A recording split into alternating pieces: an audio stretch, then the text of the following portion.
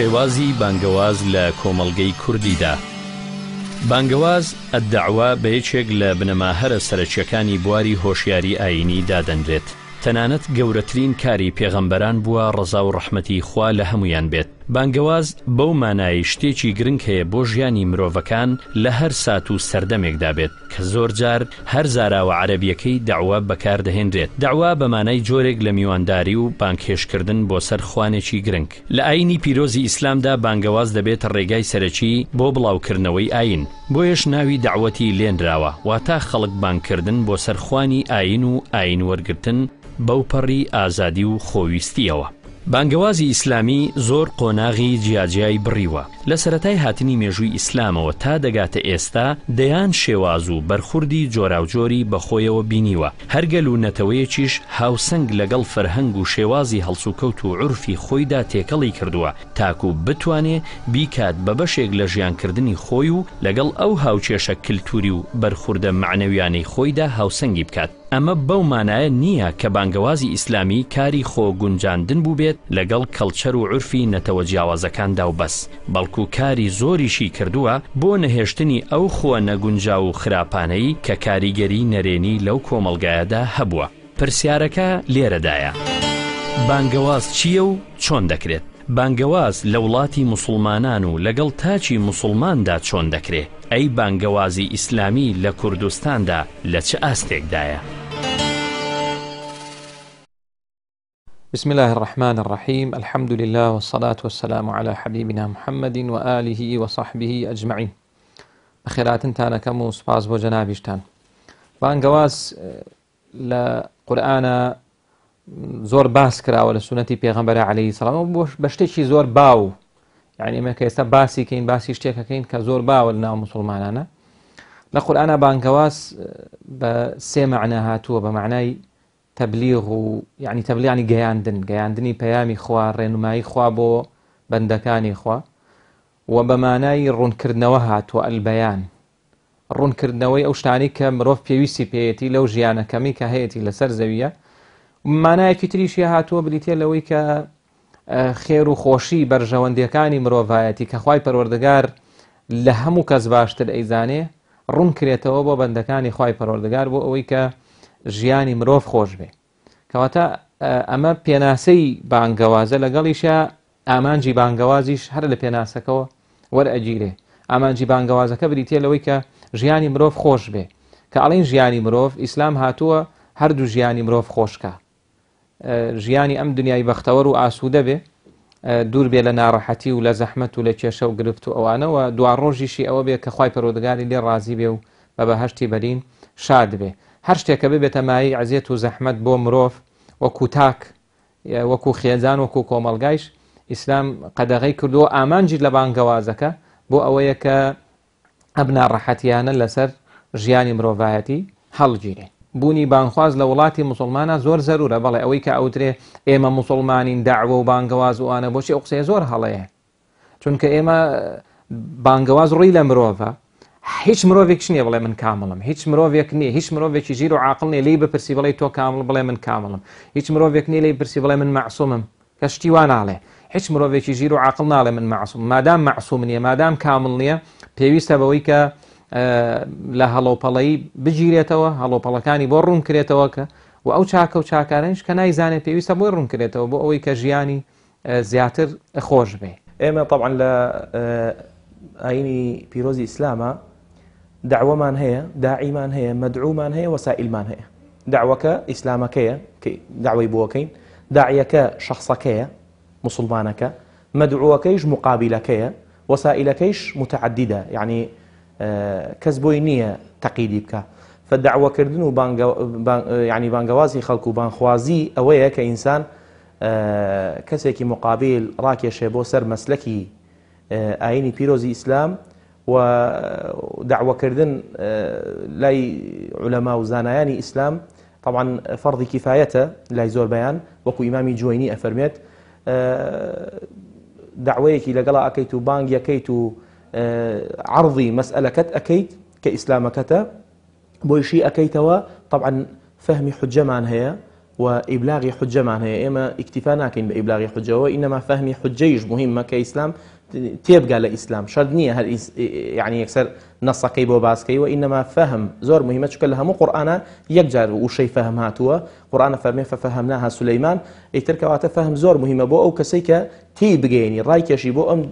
دینی ئیسلامە بۆ ئەم مەسلەک هەموو يعني هەموو کەسێ پێڵێ دعوە طبعا هەموو مەسلەکێک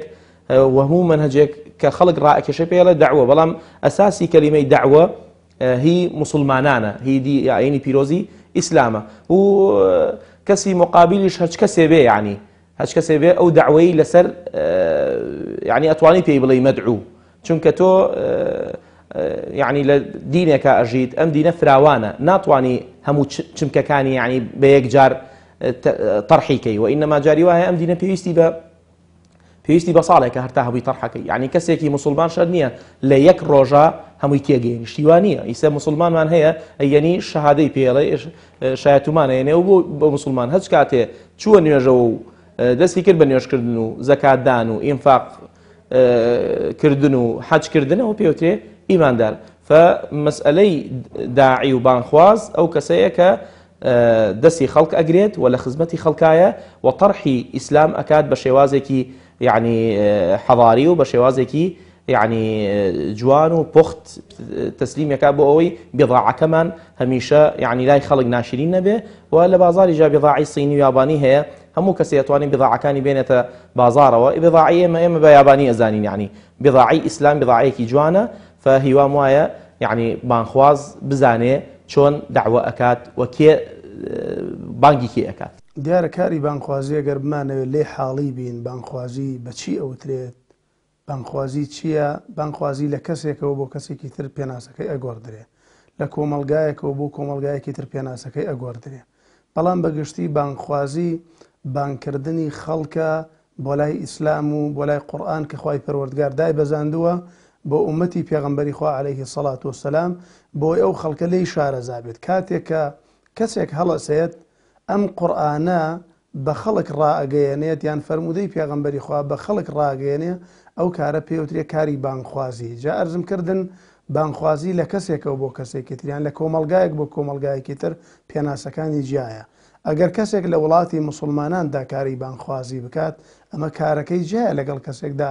لە وڵاتێکدا کاری بانخوازی بکات کە وڵاتێکی نامسلمانە وڵاتێکە کە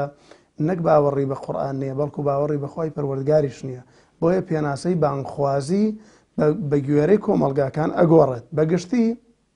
بانخوازی بانکردنی خەڵکە بۆ لای دینی خوای پەروەردگار بە شێوازێک کە ئەو کۆمەلگایە پێویستیان بەو شێوازە بانکردنە بێت جا ئەگەر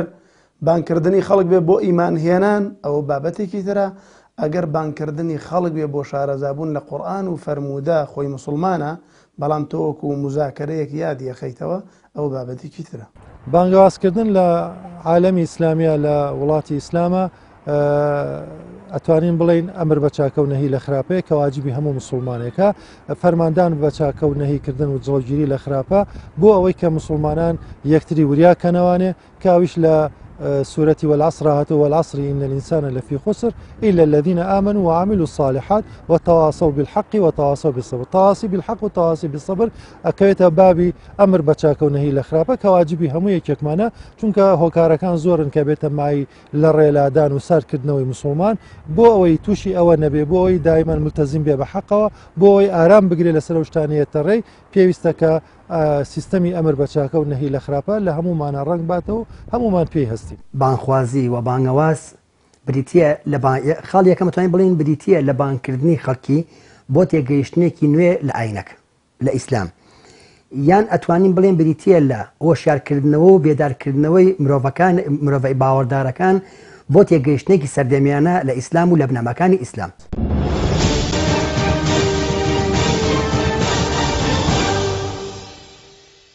دیارە ئێستا وەکو وتم بابەتی بانگەواز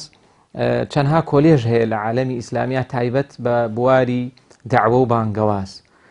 و چەندەها کتێب و نووسراوە لەم مەیدان و بوارێ و چەندها کەناڵ و بەرنامەی تایبەتی شەیە بۆ ئەمە ئەوەی کە وەرئەگیرێت لەو کۆلێژ و لەو کتێب و سەرچاوانی کە لە بەردەستایە ئەوەیە کە ئەو کەسانەی کە بانگەوازەکرێن پۆلێن کراون تەسنیف کراون هەندێک خەڵک ناموسڵمانە پێویستە موسڵمان بن ئامانجی بانگەوازەکە بۆ ئەوەیە لە وڵاتی ئێمە ئەسڵ وایە خەڵک موسڵمان بێ مادام خەڵک موسڵمانە مەرج نییە ئەم داع و بانگەوازە بۆی بڵێ خەڵک موسڵمانەکەم بەڵکو بۆ ئەوەیە کە خەڵکێک جارێک تر بێنیتەوە سەر ڕاستە شەقام وەکو ئەوەی کە ئەسڵ وایە قوتابی بخوێنێ بەڵام هەندێک جار ناخوێنێ مامۆستا کە ڕێنمایی ئەکا بۆ ئەوە نییە کە ئەمە بکاتەوە بە قوتابیش کەمە خۆی قوتابیە بۆ ئەوەیە کە بێنێتەوە سەر ڕاستە شەقامەکەی خوێندنەکەی بانگەوازی شوایە ئەسڵ وایە ئەو خەڵکی ئێمە موسڵمانە بەڵام لەو ڕۆژگارەیە بەهۆی بڵاوبوونەوەی گوناه و تاوان و خراپە و لەلایەکی تریش بەهۆی دوورکەوتنەوەی خەڵک لەخوا لاوازی پەیوەندی مرۆڤەکان لەگەڵ خوایە ئەمە وای کردووە کە ئێستا زیاتر خەڵک ئاتاج و محتاجی بانگەوازە خەڵکی موسڵمان چونکە خوای پەروەردگار پێش هەموو شتێک بەرنامی بۆ موسڵمان ناردووە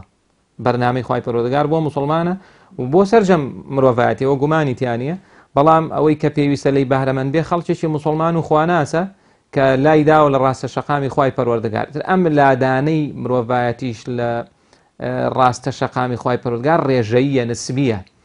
ڕەنگە من لە 150 لام دابێ مسلمانێکی تر 100 لای دابێ کەسێکی تر 100 بەو شێوەیە هەر کەسێک کە لای داوە لە ڕاستە شەقامی خوای پەروەردگار پێویستە داعوە بانگەواز بکرێ بۆ ئەوەی کە ئەو هەڵەیی ڕاست بکرێتەوە چاک بکرێ طبعا كلمة دعوة عامة يعني أصلي دعوة استلنا وإيميا زۆربەی زانایانی معاصرین ئەڵێن دعوە متوقفة لەبەرەوەی ئێمە ببێ ئەوەی زەحمەت بکێشین ئەم خەڵکە موسڵمانە لە 100 بە فەزلی خوا یعنی ئیمام خەتیبی مزگەوت ڕۆژی جومعە 400 نەفەری لەبەردەسایە ئەگەر خوای پەروەردگار بیوتایە لە بەیانی زۆر هەستە ئەو خەڵکە درگا لە قاپی بە و بیانینە بۆ مزگەوت ئێمە بەبێ زەحمەت ئەوەی زەحمەتمان کێشابێ ئەو خەڵکە هاتۆتە بەردەستمان فلە 100 دعوەی نەجات داوە وإنما أميك لنا إيما ناو مسلمانان زوربي زانان بيرن تذكيري أما وذكر فإن الذكرى تنفع المؤمنين لبروي أصلي دعوة لقر غير مسلمانا أكري بلام لهميشا لنا وروكي دعوة كم نابية أقر بلين أميش جزء لدعوة بلام مسلمان لو أمتي إسلام أو مسلماني خومان لسطا حفتا واشتاي طواو كردوه وكو تلبي وكو قتاب خانة جاري واهيا لە چەند دەرسێکا ڕاست ببێ خۆ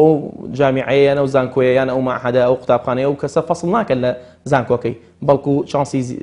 زیاتری هێنێ دەوری دووهەم هەیە ساڵی داهاتوو هەیە فکر مسلمانی جوایە جاری وایە لە یەک دوو دەرسا ڕاست ببێ نوێشکەر هەیە عراق خواتەوە ئەمە خۆ دەری ناکەین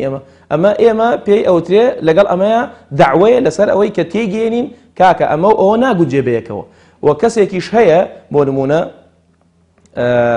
یعنی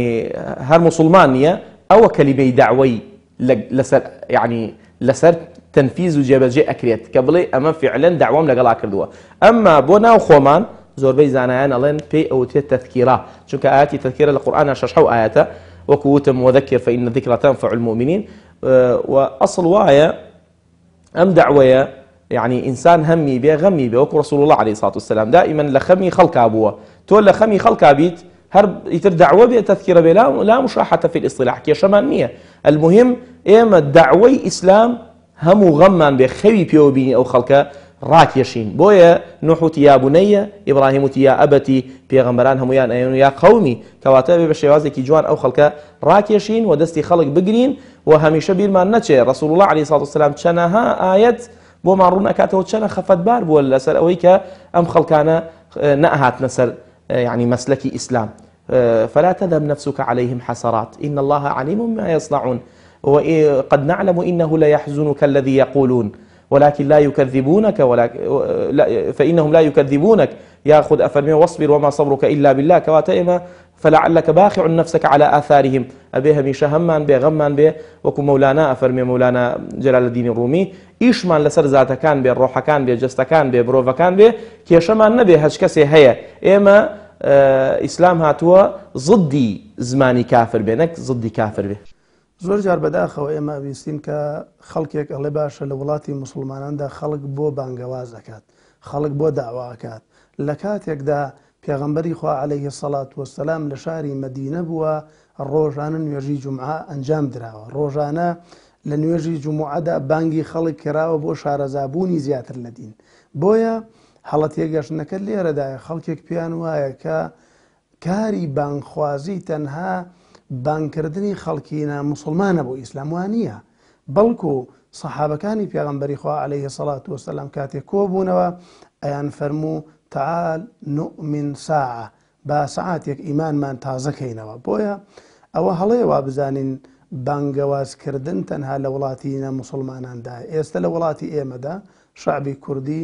گەلی مسلمانی کورد ئەلحەمدولیلا زۆربەی مسلمانە، زۆربەی دیندار و خواناسە. کاری بانگەوازی لێرەدا پێویستە، بۆ پێویستە بۆ ئەوەی بە خەڵک بڵێم خەڵک مسلمانە بەڵام ئازاری دراوسەکەیەدا، خەڵک مسلمانە ڕێزی بەرامبەرەکەی نازانێ، خەڵک مسلمانە نازانێ منداڵەکەی پەروەردەکە، خەڵک مسلمانە بەڵام لە بازاردا مەعاملەیەکی مسلمانانە ناکات، خەڵک مسلمانە بەڵام ڕۆژانە کارگەلێکەکە لەگەڵ کاری مسلماناندا ناگونجێ. ئەمە گرنگە کەسانی بانگخواز ئەم بابەتە بۆ خەڵک ڕوونکەرەوە پێوترێ بانگخوازی. مەرج نییە ئێستا هیچ مامۆستایەک لە کوردستاندا لەسەر مینبەر ڕۆژێ لە ڕۆژان لە جومعە نەوتوە خەڵکینە ئادەی ببنە مسلمان، نا ئەڵە خەڵکینە لەگەڵ دایکا باش بن، لەگەڵ باوکتانە باش بن، لەگەڵ دراوسەیە باش بن، لەگەڵ وڵاتانە باش بن، وڵاتان خۆش بێت، ژینگە بپارێزن، ئەمنیەتی وڵات بپارێزن. ئەمە داوەکەیە، ئەمە بانگەوازەکەیە. ئیدەن بانگەوازەکە بۆ شارەزابوونی خەڵکە لە دین، نەک بۆ مانکردنی خەڵک بۆ لای ئیسلام. ئەوە لە عالەمی ئیسلامی بۆ هەموو مسلمانەوە ئەمری خۆ پێغەمبەری خوایە کابێ مسلمان هەستێ بە ئەو ئەرکەی کە لەسەر شانێتی ئەرکەکەش خوا بۆی دانا و پێغەمبەر صلی الله علیه و سلم باسی کردووە کە چییە کە ئەبێ مسلمانە ئیجابی بێ، ئەبێ دەوری خۆی بینێ لە ژیانە، ئەبێ هەوڵ بە ئاگای لە بەرامبەرەکەی بێ، لە دەوروبەری خۆی بێ کە ڕێنماییان کاوە چی چاکە ئەویان پێ بڵێ کەلیمەیەکی خێر سەدەقەیە، زەردەخەنەیەک سەدەقەیە. ئەمانە هەمووی دەوری خۆی بینێ لە کۆمەڵگا، نابێت کەس خۆی لەو بەرپرسیاتێ بدەست. كلكم راع وكلكم مسؤول عن رعيته، هەموو کەس بەشی خۆی مەسئولیەتی هەیە شوانە و بەرپرسە لەوانەی کە لە بەردەستیایەتی باوک بۆ مناڵەکانی، دایک بۆ مناڵەکانی و بۆ خێزانەکەی و بەو شێوەیە کار بەدەست بە هەمان شێوە هەموو کەسێ بەشی خۆی بەرپرسیارەتی هەیە لە کۆمەڵگەی ئیسلامیە. بانخوازیش دەورێکی زۆر گەورەی هەیە کە کۆمەڵگە هوشیارەکاتەوە لەو مشکلانەی کە هێتە ڕێی، چونکە پێغەمبەر صلی الله علیه و سلم کە فەرمێ کۆمەڵگە وەکو کەشتیەک وایە، ئەگەر بڵین باشەکانیان لە قاتی سەرەوە بنەوەی تریش کە کەمتر باشن یا خراپن لە قاتی خوارەوەن، ئاوەکەش لە قاتی سەرەوە ئەوانەی خوارەوەڵێن جا ئێمە بۆ بچینە سەرەوە بۆ خواردنەوە بۆ لێرە کونێکی تێنەکەین، ئەگەر ئەوانەی سەرەوە دەستیان نەگرن هەمویان بەیەکەوە غەرق بن. جا بێ بانخوازان ئاگایان لەوە بێت کە کەشتێکە غەرق نەبێ و هەمویان بەیەکەوە تیانەچ. بانگەواز هۆکاری خۆی هەیە، شێوازی خۆی هەیە، ئەکرێت تاکە کەسی بێت، ئەکرێت لە ڕێڕاگەیاندنەوە بێ، ئەکرێت لە ڕێگای گروپاتەوە بێ. ینی بانگەواز شێوازی زۆرە، هەرچەند لا ئێمە وا ڕاهاتوین بانخواز ئەو کەسەیە کە چەند بەرنامەیەکی هەیە لە تەلەڤیزیۆنەکان لە ڕاگەیاندنەکان، بەڵام لە ڕاستیە هەموو کارێک بچێتە خزمەتی بێدارکردنەوەی خەڵک بۆ تێگەیشتێکی تازە لە ئیسلام پێوترێ بانگەواز. لە ڕاستیە ئەم وشەیە ئەبێ لەسەری بوەسین تۆزێک لە ڕوانگەی قورئان و لێکی بینەوە. حقیقەتێکەیە ئەویش وشەی داعوە و داعی واتە بانخواز و بانگەواز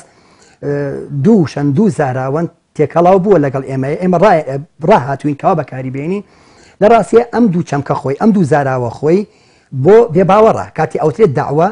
بانگەواز بۆ بێباوەڕە، بەڵام ئێمە شتێکی گەورەترمان هێلەوە، چکە تۆ لە بانگەوازە تەنها قسەی خۆتەکەوت و ئەڕۆیت، بەڵام ئیشی کەسی ئیماندار من و تۆ ئیماندار بەرامبەر بە یەکتری بریتیە لە تعلیم، لە تەزکیە، لە تەربیە، لە تەزکیرە. ئەمە ئیشی بانخوازە کە بانخوازانی ئەمڕۆ کە لە کوردستانە کار ئەکەن ئیشیان ئەمەیە، بیرخستنەوەیە، پەروەردەکردنە، وەشارکردنەوەیە و تێگەیاندنی ئەو خەڵکەیە.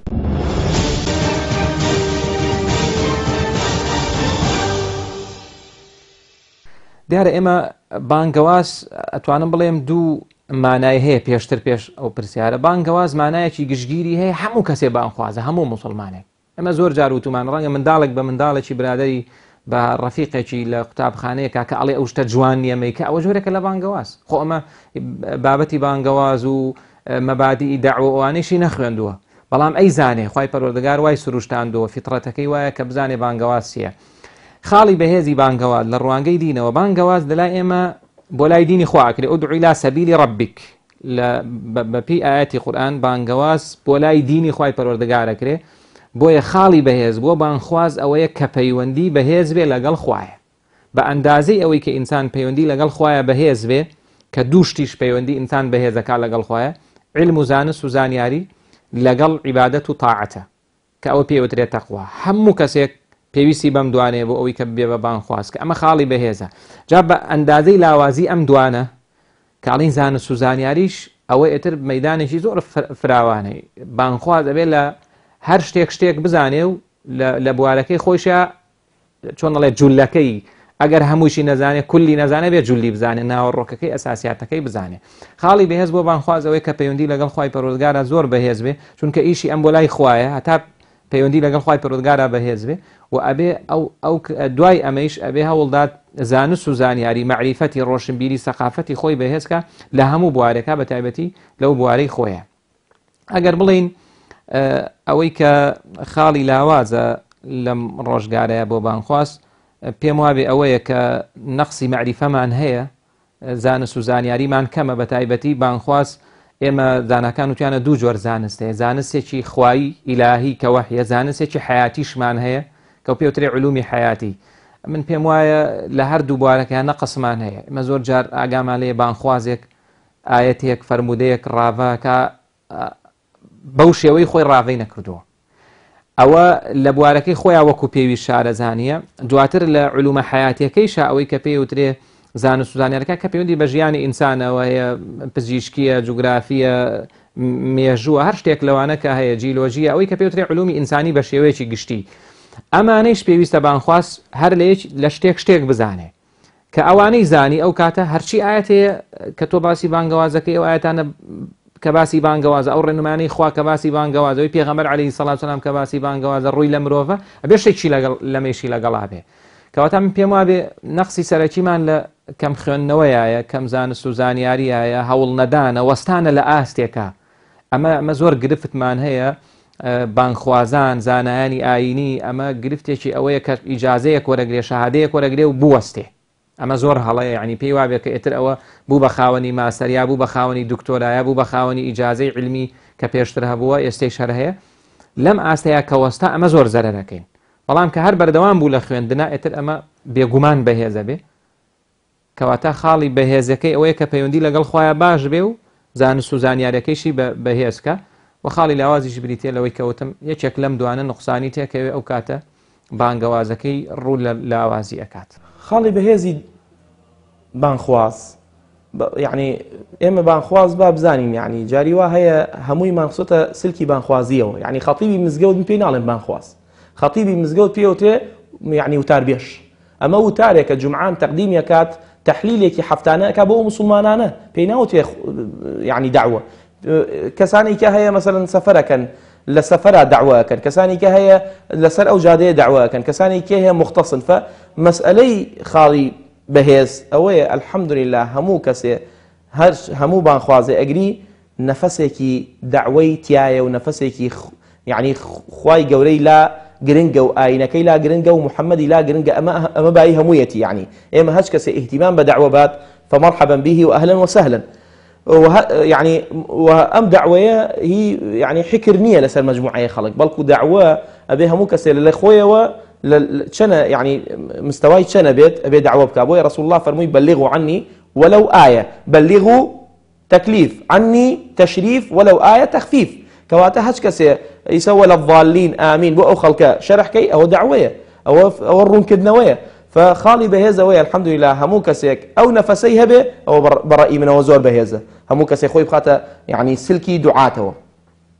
وخالي بهذا أويا يعني مسلمان أبيها ميشا هول بات خوي بهذا كان رجعنا هاش كسي نصيحتك كلي ورجري يعني كبوين بمان خوازي ترى أو بري دنيا ما نقرتوا في يسمع بنصيحتي خلق في يسمع بأموجاري خلق في يسمع بالتفننا شون أم دعوة بجينين أساليبي أم دعوة أم اشتكي مفتوحة أدعو إلى سبيل ربك بتشي ندعو وتيبو خويان شون يكي بسيدي يكي بالمايكو يكي بيامك أنا يكي بنوسين أما مفتوحة يعني فأبي رجعنا تفنن بكات أو كسا بو أوي بهيز به وبو أوي يعني روج بروجتي تازة يعني شون علي محسوب بجواني محسوب لسر الإسلام یعنی خاڵێک کە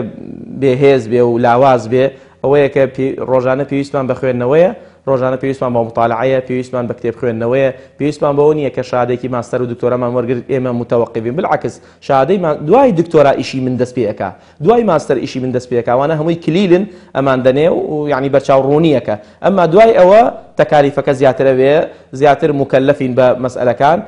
بەڕەئی من بانخواز دوو شت زۆر مهمە: یەکەم مطالعەکردن و علم وەرگرتن و خوێندنەوە، دووهەم ئوسلوبی طەرح، ئەبێت بزانی چۆن طەرحیەکەی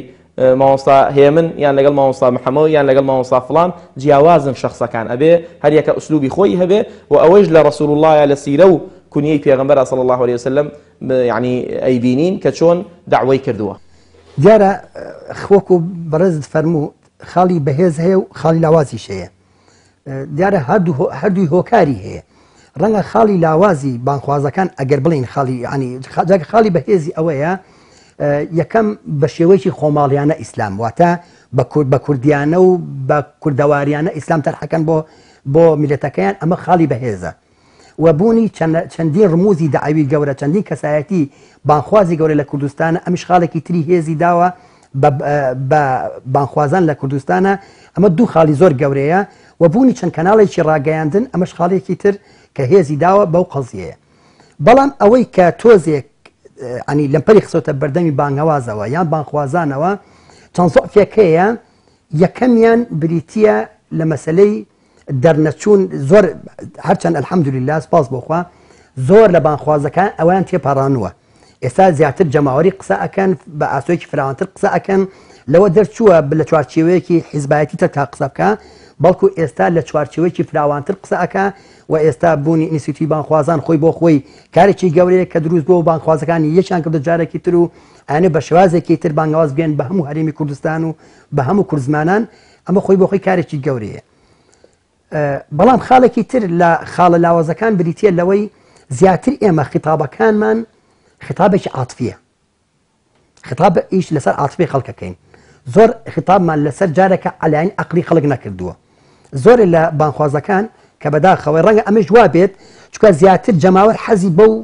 تەرزە قسەکردنە هەیە کە حەماسەتی بجوڵنی کە عاتفی بجوڵنی کە بیگرێنی، بۆیە زۆر لە بانخوازان یان زۆر لە وتاربێژان ئیش لەسەر ئەمە ئەکەن بۆ دروستکردنی جەماوەری بۆ خۆیان ئیش لەسەر لایەنی عاتفی ئەکەن. خاڵێکی تری لاواز بریتە لە خیتابی ئێمە خیتابی دینە نەک خیتابی تەدەیون. جیاوازی چی لە نێوان خیتابی دین لەگەڵ خیتابی تەدەیون؟ خیتابی دین شمولیە، یعنی گشتگیرە، میسالیە. بەڵام تۆ کاتێک باسی دینەکەیت، باسی تەدەیونەکەیت، باسی تەدەیونی منەکەی، دینداری منەکەی لە چوارچێوەیەکی دیاریکراوە لە هەرێمی کوردستانە لە شارێکی بنمەوە سلێمانی لە گەڕەکێکە. من کەسێکم تەدەیونی من جایە لە تەدەیونی تۆ، دینداری من جایە لە تۆ، هی تۆ جایە لە کەسێکی تر، پیاوێ جایە لە ژنێک، دەسەڵاتدارە جایە. بۆیە ئێمە دایما یین ئیسلامێکی شمولی گشتگیر تەرحەکەین بۆ خەڵک، نەک ئیسلامێک کە کێشە ئەو خەڵکە بێت کە واتە خیتابی تەدەیونمان نییە، خیتابی دینمان هەیە. واتە ئەمانەوێ ئەم دینە گشتگیرە بەسەر خەڵکە بسەپێنین، بۆ خەڵکی شەرحکەین بەچی بۆ ئەوەی کە ئەو خەڵکە پێمان وایە بەوە زیاترێتەوە پێشەوە و زیاتر مراجعی خۆیەکات و گۆڕانکاری لە خۆیەکە. لە کاتێکە ئەگەر ئێمە دەست بەرین بۆ خیتابی تەدەیون، بزانین دینداری لە ئەمڕۆیە پێویستی بە چییە، لەم هەرێمی کوردستانیە خەلەلەکان لەکوێن، خاڵی هێز لەکوێیە و خاڵی لاواز لەکوێیە، ئەلێرە ئەتوانین بانگەواز ئەوەی تر پێش بکەین. کەواتە ئەمانە چەند خاڵێک بوون لە خاڵی هێز و لە خاڵی لاواز لە بانگەوازی ئەمڕۆیەکە بەدی ئەکرێت. بانخوازی دروست کەسێک کە بانخوازێکی دروست بێ بەڕاستی ئەو کەسەیە کە ئەوەی بە خەڵک ئەیڵێ خۆی لە پێشدا جێبەجێ کات، ئەو بانخوازێکی دروستە. بانخوازی دروست ئەوەیە کە کەسێک ئەچێتە مەیدانی بانخوازیەوە سیلاحی مەیدانەکەی پێبێت، واتە علم و زانست و زانیاری پێبێت، علمێکی پێبێت کە علمی قورئان و فەرمودەی پێغەمبەری خوایە، علمێکی پێبێت کە علمی واقعە، چونکە مەرج نییە. هەتا ئاەتەکانی قورئان بەشێک لە ئاەتەکانی قورئان کە هاتوونەتە خوارەوە لە کاتی جەنگ هاتوونەتە خوارەوە، ناکرێت لە کاتی سیلما تۆ باسییان کەی. بەشێک لە ئاەتەکان لە کاتی سیلما دابەزیون ناکرێت لە کاتی جەنگا باسییان کەی. بۆیە زۆر گرنگە ئەو کەسێک کە داعیە علمی بێجگە لە بە قورئان و فەرمودەی پێغەمبەری خوا بە واقعی موسڵمان هەبێ، پاشان علم و زانست و زانیاری بە بەرامبەرەکەی هەبێ لەگەڵ کیا قساکەی کێ ئەدوێنی بەرامبەرەکەتایە لە چ جۆرێکە خۆی پروردگار لە قورآنە فەرمێ ادعو إلى سبيل ربك بالحكمة والموعظة الحسنة وجادلهم بالتي هي أحسن خواهي پروردگار أفرمين بسير شواز بانقوازي خلقا علماء فرمون بتايبتي ابن القيم رضا ورحمتي خواهي لبلا تفسير كاكا تفسير القيم لإمام ابن القيم ليدا باسيكا أفرمي أم آية بو من باسكا خلقي سيجورا كواتا أو كسي كداعية أبي سي برنامج جوازي بيه بو كسا بويا خالي سركوتني إنساني بانخواز أويا علم زانست و زانیاریکی تەواوی بێت تدریبێکی باشی کرد بێت لەسەر ئەو شتێک کە ئەوێ بیگەێنێت و بەرامبەرەکەی خوێند بێت و عەقڵەتی بەرامبەری کێشەی بەرامبەری گرفتەکانی بەرامبەری ئەو واقعی کە بەرامبەری تایە چونکە ئەمڕۆ خەڵک نەبوونە تۆ ناکرێ کەسێک پارەی نییە باسی ئەوە بکەی زەکات چۆن دەرکات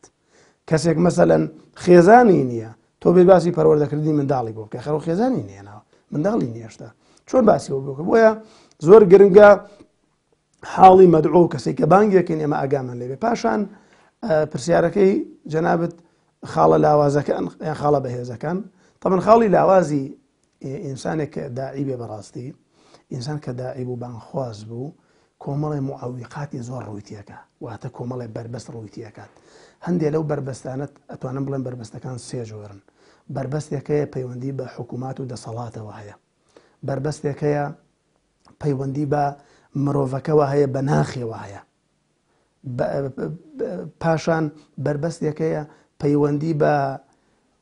ظاهیری ئینسانەکەوەیە مەسەڵەن ئەو بربەستانەی کە پەیوەندی بە ناخی ئینسانەوەیە ئینسانی داعی ئەگەر ئاگای لە خۆی نەبێت تووشی عوجبە بێ تووشی کیبرە بێت بۆ کاتێک ئەبینێ 200 کەس 500 کەس گوێی لێگرێ ئەگەر ئاگای لە خۆی نەبێت شەیتان زەفەری پێ بە ئەمە تووشی کیبرە بێت تووشی عوجبە بێ بەڕاستی بۆیە زۆر گرنگە داعی ئەم بربەستە لە ناخی خۆیدا بشکێنێ کامە خاڵێکی زۆر گرنگە زۆر جار خەڵکێکە گلەی لە ئینسانی داعیەکەن ئەڵێن سەلام لە کەس ناکات لەگەڵ کەستا سەردانی خەڵک ناکە مەسەلەن تێکەڵ نیە لەگەڵ خەڵکدا لە کاتێکدا کە تێکەڵاوکردنی خەڵک پێغەمبەری خوا فەرمی الذي يخالط الناس خير من الذي لا يخالط الناس ولا يصبر على أذاهم ئەوە زۆر گرنگە فەرموو کەسێک کە تێکەڵی خەڵکە بێ زۆر لەو باشترە تێکەڵی خەڵک نابێ و سەبر و ئارام ناگرێت لەسەر ناڕەحەتی خەڵکی بۆیە زۆر گرنگە معەویقی داخلی بربەستەکانی داخلی داعی بیشکێنێ ئەوە زۆر گرنگە خاڵێکی تر جاری وایە بربەستەکان لە بەردەست ئینسانی داعیە شتی خارجین یعنی خارج ئیرادەی خۆیەتی مەسەلەن ئەوێ بانگەواز کە بۆ لای دینی خوای پەروەردگار ئەوێ بابەتێک ڕوون کاتەوە ئەم بابەتە کەناڵێک نییە بۆی بگەێنێت گۆڤارێک نییە لێ بنووسێت پارەیەکی نییە کتێبێک چاپ کات ئەمە زۆر گرنگە مەسەلەن ئێمە کەناڵی داعوی مەسەلەن زۆر جار بەوەی بێ پارەی وە ناڵێنی ئێستا کەناڵ هەیە داخراوە لەبەر بێ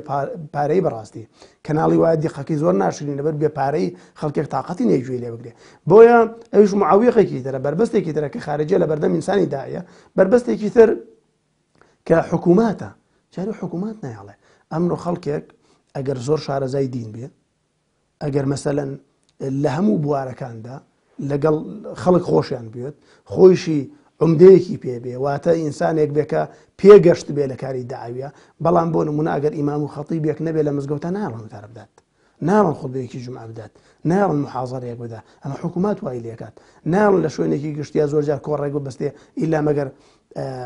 کەسێک لایەنێک ئەحزابێکی ئیسلامی مەسەلەن یارمەتی بدا بۆی ئەوە معەویقاتی خارجی ئینسانی داعی بە کورتی کۆمەڵی بربەستی زۆری لە پێشە بەڵام هیچ بربەستێکی وەکو خۆی نییە خۆی ئەبێ خۆی ئاگادار بێ خۆی لە ئەوە بپارێزێکە زۆر بەخۆیەوە بنازێنێ کیبری نەبێت و بەردەوام خوێندنەوەی واقعەیە بێت چونکە واقعیت زۆر گرنگە بەڕاستی من بانگی تۆ ئەەکەم بۆ لای خوای پەروەردگار ئەبێ بزانم چۆن بانگی تۆ ئەەکەم ئەبێ بزانم چۆن باسی دینت بۆکەم بۆیە زۆر گرنگە ئینسانی داعی ئینسانێکە کاری بانخوازی ئەکات تێکەڵ ئەو واقعە بێت كلم الناس على قدر عقولهم بەپێ عقلی ئەو خەڵکە قسەیان لەگەڵا بکات ئەو کاتە ئینسانێکی داعیەکی سەرکەوتووە بێ خاڵی بەهێز لە ژیانی بانخوازە بریتێ لە پەیوەندی بەخواوە بانخواز بەهۆی خواوە بەهێزە نەک لە ذاتی خۆیەوە بێ ئێمە بۆ هەموو جارێ لە نوێژە لە هەموو ڕکاتێکا دووبارەیەکەین و ئهدینە الصراط المستقیم خۆ بە حساب ئێمە هیدایەتمان وەرگرتووە ئەو هیدایەتە هیدایەتی تۆفیق و بەردەوام بوونە کۆکا فەرمێ إن أريد إلا الإصلاح ما استطعت وما توفيقي إلا بالله من إصلاح موي چەند بتوانم بەڵام تۆفیقەکەم لە خواوەیە جاکە تۆفیقەکە لە خواوە بێ پەیوەندی بانخواز بەخواوە شەو نوێژکردنی عیبادەتکردنی سوڵحانی بۆ خوا ئیخلاسی بۆ خوا ئەوە قوواتیاتێ جا ئیتر ئەگەر ئەوانەی تیا بوو ئەوسا قسەکەی کاریگەری بێ ئەگەر ئەوەی تیانە بوو قسەکەی حتمما کاریگەر نابێ بێ بە لاف و گەزاف و بە ئیدعاکردنێک کەوەی دیعاکردن و لاف و گەزافە ناچێت بۆ چونکە خی گەورە بەردەوام مسلمانان و بەتایبەت بانخوازان تاقیەکاتەوە وما كان الله ليذر المؤمنين على ما أنتم عليه حتى يميز الخبيث من الطيب خی گەورە واس نایێنێ لە مسلمانان هەتاوەکو لە بێژنیان نەیە چاک و خراپ لە یەکجانەکەتەوە هەمووی ئیدعای ئیمان و ئیسلامەتی و داعەتیەکە بەڵام کامی ڕاستەکە لەگەڵ خوا لەبەرەوە خی گەورە بە پێغەمبەر صلی الله عليه وسلم فەرمێ وما يريد الله فتنته فلن تملك له من الله شيئا خی گەورە کێی ویستاقی کاتەوە تۆ هیچت بۆ ناکرێ بەرامبەری ئەوە تاقیکردنەوەی خوا خۆی تاقیەکاتەوە ئەزانێ ئەم کەسەت چەند بۆ خوا سوڵحاوە و چەند بۆ خوا نەسوڵحاوە فیتنەکان لە ژیانی بانخوازە زۆرن ئیتر ئەمە فیتنەی پۆست و پلەپایە یان فیتنەی پارە یان فیتنەی ژنهێنان و مەسائلی ئافرەت و ئەمشتانە یان فیتنەی ماڵ و خێزان و ئەمشتانە یاوەکو مەسەلە شەهادە جاری وایە کەسێک دایەکی باشە کاتێ شادەیەکێنێ لە خۆی بایە بێ یان هەوڵ نایە خۆی باشتر و چاکتر بکە ینی خۆی هەوڵ نایە بەرەو پێشتر بچێ کە لە کاتێکە دنیا لە گۆڕانێکی بەردەوامایە هەمومان پێویستمان بە خۆتەواوکردن و خۆچاکترکردن هەیە و شارەزابوون هەیە لە زانستی سەردەما لەو شتانەی کە بەردەوام تازەگەری ئەوێ بەردەوام بەرەو پێشچوونی ئەوێ جا بەڕاستی ئەبێ بانخواست وەستان نییە لە ژیانی مسلمانە لمن شاء منكم أن يتقدم أو يتأخر یا بەرەو پێشچوونە یا چوونە دواوێ وەستان نییە کە وەستا وەکو ئاوێگە وەستێ بۆ گەنەکە نابێ بوەستێ بەردەوام چونکە پێغەمبەر صلی الله عليه وسلم فەرمێ من استوى يومه فهو مغبون زەرمەندە کەسێک دوو ڕۆژی وەکو یەک بێ نابێ ئەم ڕۆی وەکو دوێنێ بێ ئەم ڕۆژتێت لە چاکە لە عیلم لە شتێک زیاکە ئەگەر زیایی نەکرد معنای لە شوێنی خۆی وەستا وەستانیش یعنی تەراجع و یعنی زەرمەندێت مەرج نییە چکە کاتە تۆ باسی کاری بانگەوازەکەی وەکو وتمان کە بریتی بێت لە ئاگدارکردنەوە بێدارکردنەوە ئاگدارکردنەوە بێدارکردنەوە یان وشارکردنەوەی مرۆڤ ئیماندارەکان لە بنەماکانی ئیسلام مەرجە بانیکەی لە کفرۆ بۆ ئیمان هەرچەند لە تەعبیری قورئانی ئەم وشەیە بۆ ئەو بەکار هاتووە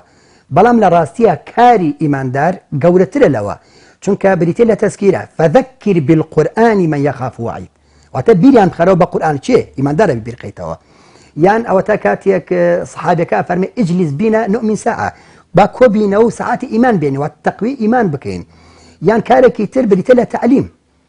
ئەوە تا موسى عليه السلام کە خۆی پێغەمبەرێکە سەلامی خوای گەورەی لێبێ بە عەبدە ساڵحەکە فەرمێ ئەتەبیعوکە عەلا ئەن توعەلیمەنی کەسی بانخواست کۆمەڵی معلومات و شارەزایی لایە بە پێی سەلیقەی خۆی ئەگەێنێ بەو خەڵکەی کە ئەو فەهم و تێگەیشتیان نییە کەواتە کاری بانخواست بریتینە لە بانکردنی خەڵک لە کفرەوە بۆ ئیمان بەڵکو بریتە لە ئاگادارکردنەوە بێدارکردنەوەی خەڵک و شارەزاکردنیەتی لە بنەماکانی ئیسلام بە شێوەیەکی سەردەمیانە بۆیە ڕاستە کەلیمەی دەعوە لە قورئانە بەوە هاتووە بەڵام لە کفرەوە بۆ ئیمان هاتووە بەڵام کاری بانخواز و بانگەواز گەورەترە لە دەعوە چونکە دەعوە تەنها بۆ بێباوەڕە بەڵام وەکو وتمان کاری داعی کاری بانخواز بریتە لە تەربیە لە تەسکیە لە تعلیم ئەمانە کاری بانخوازانە کە لە هەموو سەردەم و زەمان و مەکانێکە لە هەموو کات و شوێنێکە ئیشان ئەمانەیە کە ئەو خەڵکە تەسکیە بریتە لە چی تەسکیە واتە بریتە لە دوو یەکەم پاککردنەوە تەطهیر پاککردنەوەی ناخی ئینسانەکان دووەمیان تەنمیە گەشەپێدانی ئینسانەکان دووەم تعلیمی کتاب واتە فێرکردنی شارەزایی خەڵک بەم پەیامە ئاسمانیە و بە سونەتەکانی خۆشەویست عەلەیهی سەڵات وەسەلام سێمیان بریتە لە تەسکیرە بیاتخستنەوەی خەڵکی ئەم خەڵکە تۆ بەردەوام بەهۆی سەرقاڵی ئینسانەکانەوە هەموو کەسێک ناتوانێت بەردەوام ئەم ینی خاڵی هەبێ بتوانێت گۆڕانکاری لە خۆیان بکە و مراجعەی خۆی بکات و ئەم چەمکە دنیای و قیامەتیانە بێنێت و بیری خۆی ئەوە کاری بانخوازانە کە بەردەوام لە ڕێگای محاضەرات لە ڕێگای بەرنامجەوە لە ڕێگەکانی ترەوە خەڵکی وشار ئەکەنەوە خەڵکی ئاگادار ئەکەنەوە کە ئەمانە شتە جوانەکانی ئیسلامن ئاگاد لێبێ ئەمە شتە نەخوازراوەکانت لی دوور بکەرەوە و بیرانەکەنەوە کە ڕۆژی دوایی هەیە لێپرسینەوە هەیە کەواتە کاری بانخواست گەورەترە لە کارێکی لە کاری داعی چکە لە داوایە بەس قسەی خۆتەکەیت و ئەڕێ بەڵام کاری بانخواست گەورەترە تۆ بەرپرسی لە قیامەتە بەرامبەر هەموو شەیەک کە بۆ خەڵکی ئەڵیت بۆی کاری بانخواست زۆر گەورەترە لە کاری داوە.